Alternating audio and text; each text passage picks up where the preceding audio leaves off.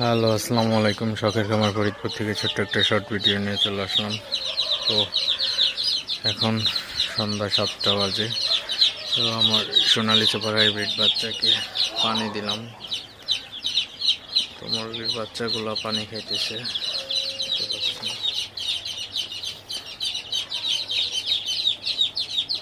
সবগুলা বাচ্চায় পানি খাইতেছে এখন।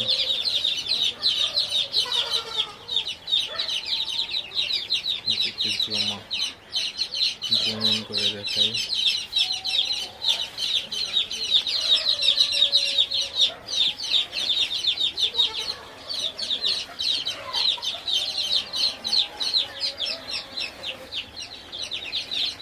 বোর্ডিংয়ে বাচ্চাকে সবসময় পানি দিয়ে রাখতে হবে, যাতে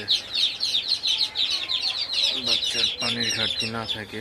যখন পানির দরকার হবে বাচ্চা যাতে পানি পায়, সে